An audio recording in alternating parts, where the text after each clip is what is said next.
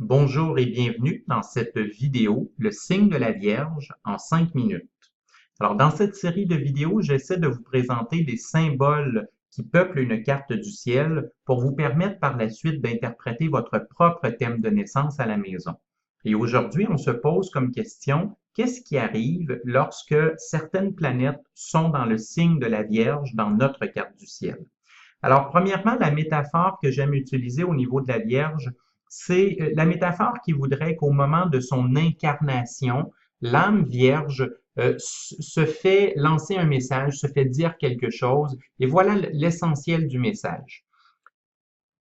L'âme vierge va être en mesure d'identifier les lacunes et les défauts qui se trouvent dans un talent, dans un objet, dans une personne, incluant elle-même, et elle va être en même temps capable de voir comment cette personne, cet objet ou cette situation pourrait atteindre son meilleur. Alors, elle voit la perfection possible et en même temps, elle voit très bien où elle en est rendue dans le chemin vers cette perfection.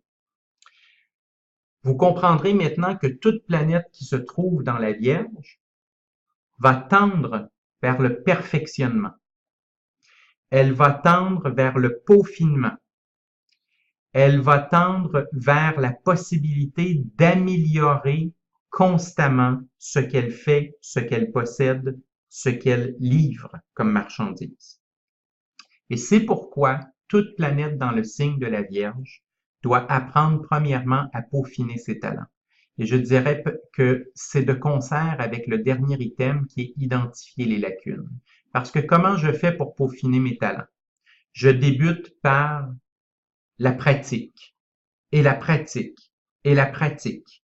Et éventuellement, à force de pratiquer, je me rends compte qu'à certains endroits, j'ai des lacunes.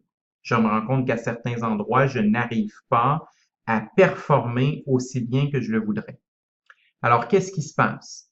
Je comprends que je vais devoir aller chercher de l'aide. Je vais devoir combler mes lacunes en allant chercher une forme de mentorat. Et c'est pour ça que la Vierge va devoir apprendre à recevoir un mentorat. Mais qu'est-ce qui arrive si je pratique à peaufiner mes talents, que j'identifie mes lacunes et que je vais chercher le mentorat nécessaire pour les combler et que soudainement j'atteins une forme de perfection dans le peaufinement de mes talents? Eh bien, maintenant, je possède non seulement un talent, mais je possède la capacité d'enseigner à d'autres personnes comment l'atteindre. Pourquoi? Parce que je ne suis pas né avec une espèce de don divin. Je ne suis pas né en étant capable immédiatement de mettre mes doigts sur un piano et d'en jouer. Non, j'ai appris à jouer du piano. J'ai rencontré des obstacles dans le fait de jouer du piano. J'ai été chercher du mentorat dans le fait de jouer du piano. Alors maintenant, si je fais face à un jeune élève qui veut commencer à apprendre le piano, je le comprends parfaitement et je suis capable de l'aider parce que j'ai passé par le même chemin.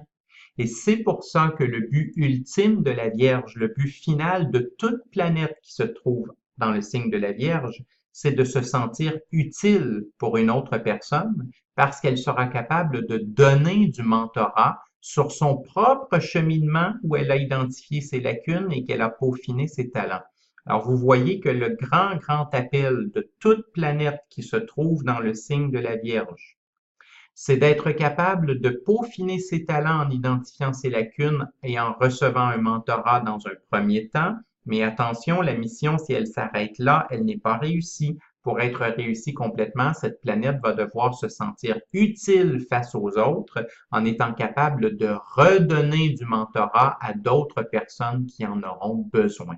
Et voilà, en 5 minutes, la mission de vie de toute planète qui habite la Vierge. Pour en savoir plus, vous pouvez consulter mon site web, sébastien-michel.com ou consulter mon livre Trouver le bonheur avec l'astrologie de coaching.